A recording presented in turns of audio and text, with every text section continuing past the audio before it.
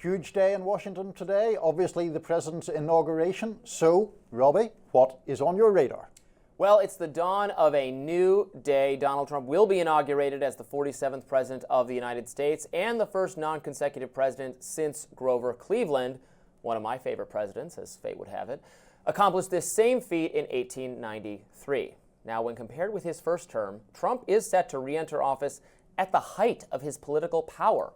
When Trump won in 2016, Democrats, the media, and progressive activists were prepared to do everything in their power to derail, thwart, and oppose him. Protesters took to the streets, elite journalists concocted the Russiagate narrative, and Democratic operatives within the federal government worked from within to undermine Trump. Even large numbers of Republicans vowed to work against him. Trump had to battle not just other political factions, but his own political faction. The elites of the Republican Party thought that Trump was unfit, even dangerous. There was a resistance within the party, within the government. Well, not anymore. Trump has won that battle, and he won the war. He exerts total control over the Republican Party. All internal opposition is crushed. Externally, the Democratic Party is in complete disarray, with Joe Biden exiting the White House as one of the least popular presidents in history. The Dems seem like they have no idea what to do about this. Perhaps they've given up even trying. Biden's only obvious successor, his Vice President Kamala Harris, just lost her election. Other overhyped would-be leaders like Gavin Newsom, busy discrediting themselves, maybe Whitmer, Shapiro, someone like that, is going to make a big splash in the next 4 years. But right now, there's only one bright object in the night sky, and that is Donald Trump. Indeed, Trump is taking office having just scored 2 massive victories for the American people, victories that Democrats, frankly, served up to him on a silver platter. I have no idea what they're doing. The Israel-Gaza peace deal, and also the rescue of TikTok. Let's discuss. First, it's now abundantly clear that Biden could have acted, theoretically, to push Israel to accept a deal with Hamas that would have ended the appalling destruction in Gaza and secured the release of the hostages.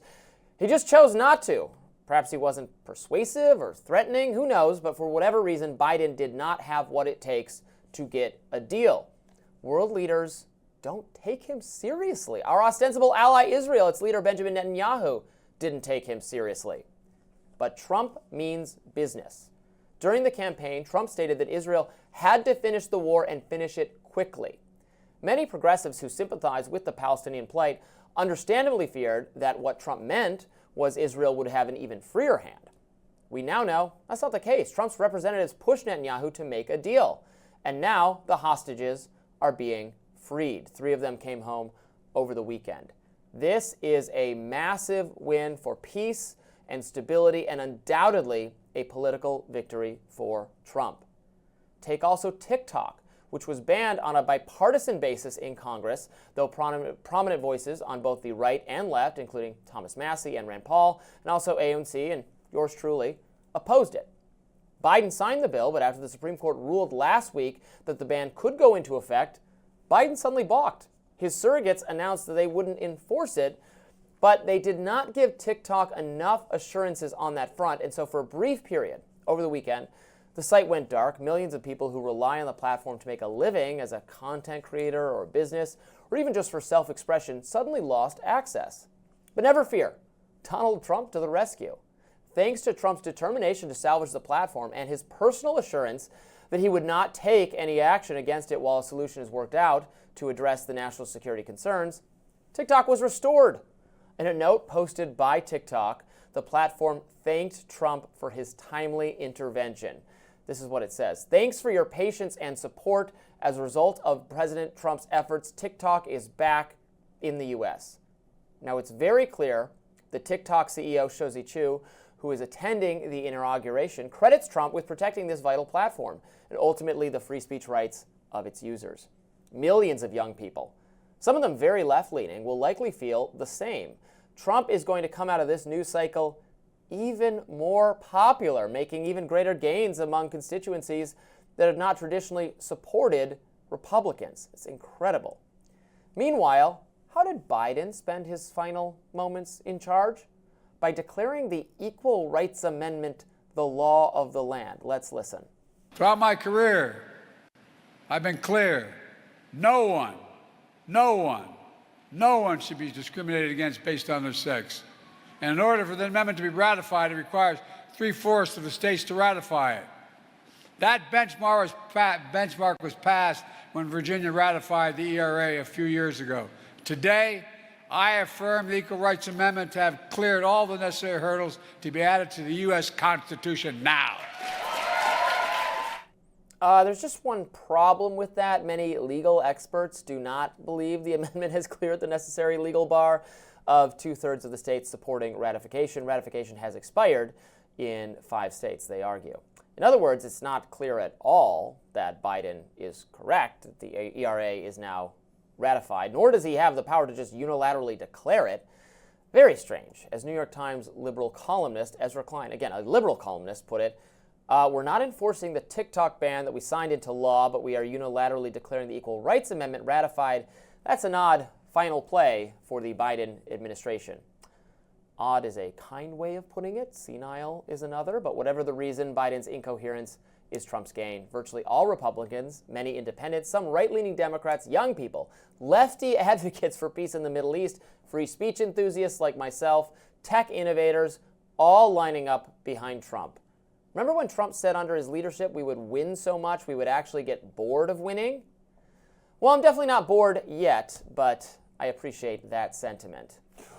Here we are, Niall. Here we are. Well, first of all, I should say that people should keep watching, because in a following segment I will provide a broader critical of Trump case.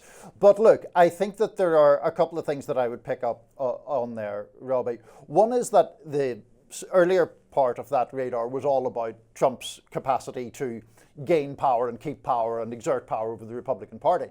I don't dispute that he has done that. I just think that a lot of the time that is about a Republican Party growing increasingly groveling toward him or weak-kneed in seeking to back the principles that it did back at a previous time. I think that they have become cowed by Trump in many ways and cowed by his command over his supporters. Now, there are separate then issues about the Middle East peace stuff and TikTok. The Middle East peace stuff, I don't know if I was one of the lefty advocates for peace in the Middle East who you're implying or alluding to. But look, I have said, including on this show, that I think Trump deserves some credit for that. I think that he did put the screws to Benjamin Netanyahu in a rather unexpected way, and that assisted greatly in getting to a peace deal. Biden keeps talking about the fact that the structure for that was agreed in May, which is true, but what's your point in a sense, right? I mean, a structure is all very nice, but what's it worth if nobody you got to signs put pen up to to paper. it? Exactly. And Steve Witkoff and Trump appear to have at least prodded Netanyahu down that road. Whether they will remain sort of consistently willing to do that seems much more open to question. The TikTok ban, I have mixed feelings about on its face or in terms of its merits, but I find it peculiar that the Democrats have left themselves so open to being on the sort of populist wrong side of this. Now, conservative Republicans have done so as well. Tom Cotton and others are still very emphatically pro-banning TikTok. I ultimately come down against banning TikTok for reasons that we have discussed. But yes, there are political gifts that have been handed over to Trump there, which is I looked again at peculiar. and I looked again at the polling for the issue of banning TikTok. It is not popular. It started out kind of even, and it has decreased dramatically in popularity. I mean, people who are maybe not on the platform or not, and I'm not on the platform, it's not my main mode of communication at all, but it is a way that like thousands or millions of people get their livelihood from it. Yes, you can move your content onto a different platform, but that is not easy for a business or an individual that has really bet it all on that platform to move to something else. So to my mind, the national security argument has to be really compelling to override that. And of course, we didn't really get to hear the national security argument because it's behind closed doors. But yet Democrats just ended up being very wishy-washy on this because Biden said, all right, well, I guess we won't enforce it. But that wasn't enough to ensure the company or to ensure Apple or the App Store that they're not going to be sued for having it until Donald Trump said, no, I really will not enforce it. We're going to work to fix this. And they're all thanking Trump. And this is a PR stunt for Trump that was served up to them by the Democrats. It's just an incredible, it seems like from a put aside the policy from a political strategist standpoint, I don't understand what the Democrats are doing. No, and now, of course, every single American user of TikTok got that message. They got a from thank TikTok you, Donald Trump saying, message. Thank you, Donald Trump. So that, yeah, not great politics from the Democrats there. Well, coming up next, I am looking forward to hearing from Niall, my lefty colleague, about why he does fear and thinks there are reasonable fears about the next 4 years of the Trump presidency. You won't want to miss that. Stick around.